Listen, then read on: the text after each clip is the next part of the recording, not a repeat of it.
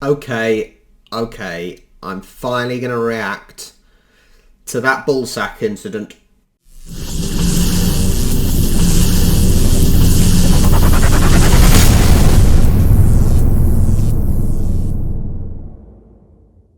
You guys keep asking for it, so once again, I am your servant. I will watch this video and listen to the description.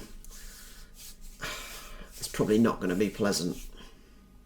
I looked into the eyes of many of the Frenchmen that I passed on the way out, and their eyes were huge, like big tennis balls, and they were glaring at you. They were on something, I believe, and I knew we were going to be up against it. And they were just unrelenting. Every ruck they climbed into, they booted us, they kicked us, and we just carried on playing and giving back as much as we could. I think within about 15-20 minutes in the first half, I got caught at the bottom of a ruck and got booted right in the face, and I lost 3 teeth on my my right hand side. So I just carried on. You would think that would be bad enough to lose your teeth. Even that doesn't sound great, does it? I got on with the game, and just before half time I went into another defensive ruck, and I grabbed the ball with 2 hands and I ripped it free, and then I looked up at the same time, and as I looked up, Jean-Pierre Garraway was horizontal and he hit me straight in the middle of the forehead. Man, he knocked me out cold. It took me 2 minutes to come round, and Jock Hobbs said, "You can't go off, you've got to stay, we've got no one on the bench, they're all injured." And so we carried on. Can you imagine that nowadays, right? A player gets knocked out cold and he's told to stay on the pitch, no matter what sport it is now, especially with the whole kind of brain injury situation going on. This really just would not happen now, would it?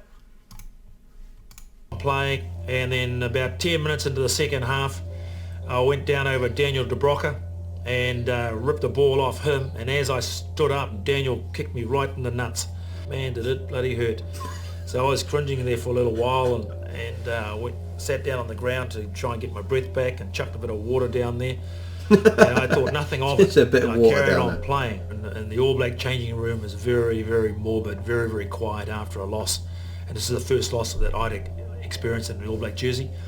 I decided to get dressed. I stood up, ripped my gear off, pulled my strides down, and then one of the guys from across the room, I think it was Gary Wetton or John Gallagher, and they saw something I didn't see originally, and they said, "Holy shit, look at that!"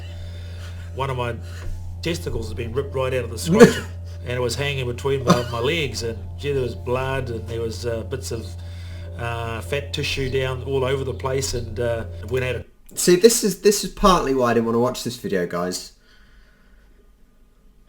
All the blood was pouring, all the tissue was out. It makes me feel a little bit queasy. I'm not a fan of going to hospital and whatnot as it is. You know, I'm scared of needles, for Christ's sake. So thinking about a testicle hanging out with blood and tissue. Cheers, guys. Thanks for this. A quick shower, and then basically went upstairs into a medical room and got it all tidied up and put back together. And, you know, just these sort of things do happen, and you've just got to play on. Like I said, thanks, guys. Thanks for, you know... What a grim description. I loved that match for him. It was brutal. You know, teeth knocked out, knocked unconscious. Then to find out in the dressing room that your balls are hanging out. What a day he must have had.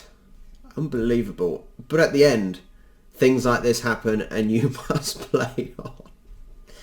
Cheers, guys. Thank you for recommending this video.